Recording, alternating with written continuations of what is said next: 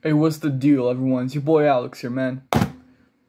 So I wanted to come and ask you guys a few questions I've been thinking about recently.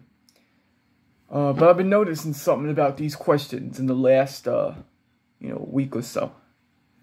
These are questions. The 4 questions that no political junkie can answer. If you're into politics, chances are you will not be able to answer these questions because they debunk entire agendas. They debunk things that we thought that we knew that we actually don't. You get the idea. So here's question number 1. Question number one is, why is there a debate over whether or not the party platforms of the Democratic and Republican parties have changed over time? It's clear to many people that there must have been some sort of change throughout time in the platforms of the Democratic and Republican parties. Social issues, economic issues, I could go on. But there's many people out there who believe that they've always been the same. It kind of begs the question, which one is it? Have they changed or have they stayed the same?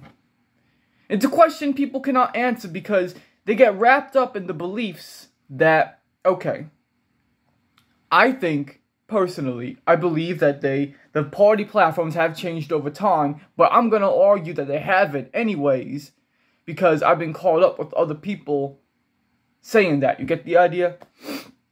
So that's question number 1.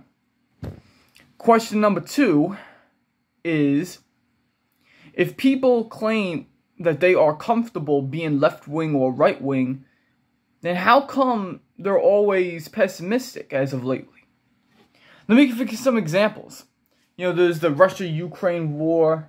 There's, the whole stuff with the gas prices, which I don't care about. I don't need a car. Then the third thing, there's the stuff about, the economy. It's many different factors.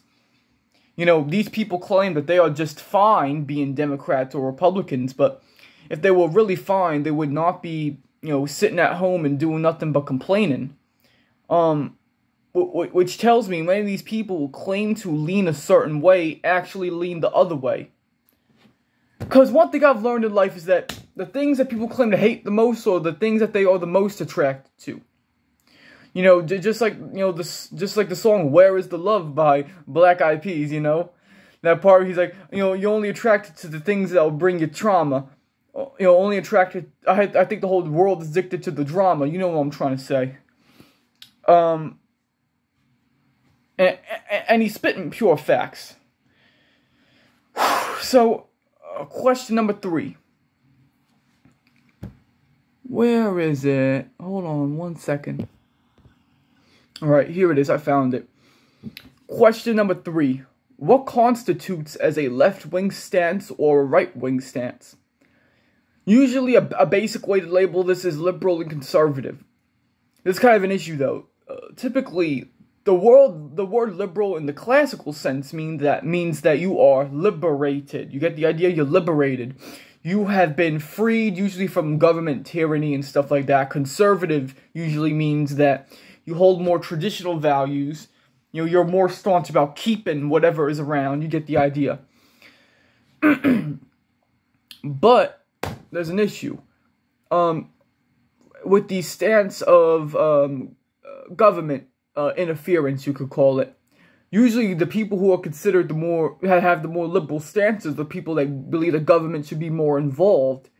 But wait a minute, if you believe government should be more involved, shouldn't you be a conservative? If you believe government should be out of your life, then shouldn't you be a liberal? By those words? 'Cause that's the only logical choice, but people tend to mix them up. And it makes no sense.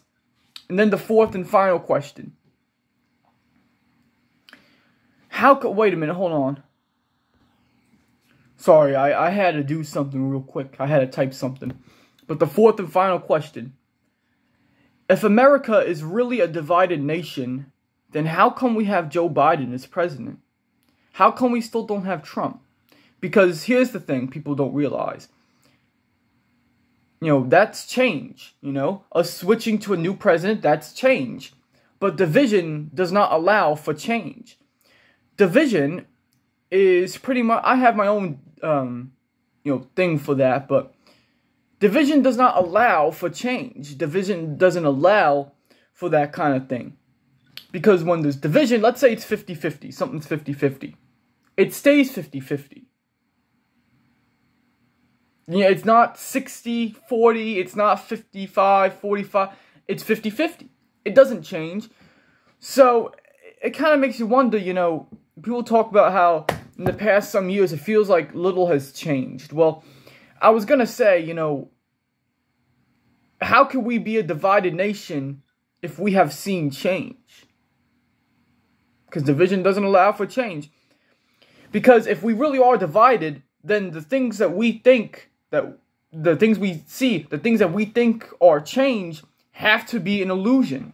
Because, truth be told, there can't be change. Not if we're divided. It just makes no sense. So those are the 4 questions. And if you're political, good luck trying to answer them. I bet you won't be able to.